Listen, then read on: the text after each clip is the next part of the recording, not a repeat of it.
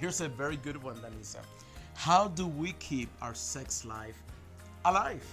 Whoa, yes, amazing.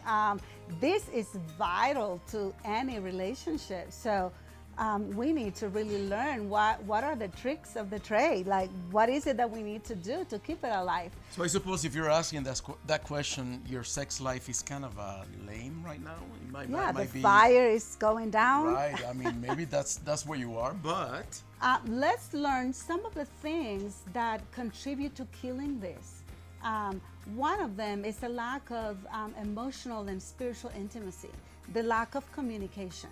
When we are not giving information, we're not receiving information, we're not curious about each other, we're not trying to experience what the other one is going through in life, the successes, the challenges, whatever that is, we start losing a little bit of the interest. Another factor that we find is a huge one is the lack of touch. And touch was meant to be constant, free, healing, something therapeutic between husband and wife. touch me, touch me.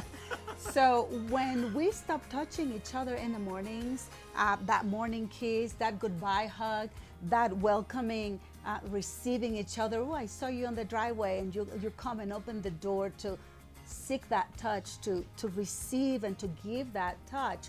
We find that passion, the desire, the sexual aspect of your life start to decline little by little.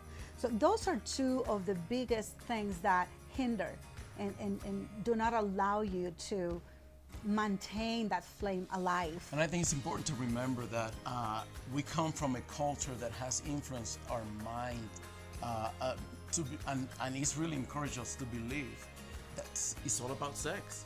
Like, all I need is sex, and I want more sex. So if I see that fading in my relationship, then we are iffy now. Now something's happening. Now we're gonna be in trouble. Now we're not gonna last forever.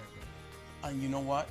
Danisa mentioned something earlier about learning the power of connection emotionally and also spiritually, because we all have our set of beliefs.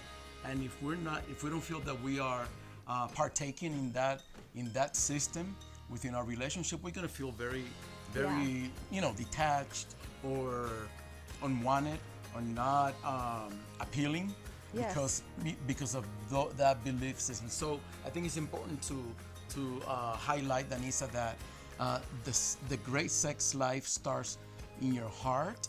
It starts in the ways that the ability that you have to dig into your spouse's life and to really keep yourself available and keep each other available so that you can really nourish a relationship that is not just based on sex. Yes, and a few practical tips that you can put into action right away is learning to please your spouse. She likes chocolates, bring some chocolates. She likes flowers, bring some flowers. He likes a foot rub, give him a foot rub. Those things that tell the other person you are important, you matter to me in more than just a sexual way. Use your touch not just for that daily, knowing that we're here and that we're present, but utilize it in a sensual manner. And start touching, be the one to initiate a rub that goes and goes and goes and maybe goes a little lower, and you can use that. And the last one on my end is be an initiator. Don't wait for your spouse to initiate the sexual act, the sexual time, the intimate time, the sensual thing. If you are lacking and you are hungry, try to go and serve yourself. So wait for him with a fashion show, maybe an intimate fashion show. Prepare a special dish. Send the kids away. Try to provoke those moments where intimacy is inevitable. But for some couples, it's even mandatory to schedule it because they live such a busy life that it's not ever going to happen unless they make it a priority. So just keeping those things in mind. Also, I thought about the fact that many times we communicate in a very rough way or very condemning way, judgmental way, and we're always in a critical mode, defensive mode. So we don't allow to create an atmosphere that is inviting. And when any of the couple experiences this, it's almost like a rejection. I don't want to get close to someone who's always criticizing and telling me what I do wrong, reminding me of my own lacks. I don't want to live with someone that is on a constant reminder of that. Instead, I would take opportunities to focus on the strength of each other and not make it a thing about our marriage is a failure.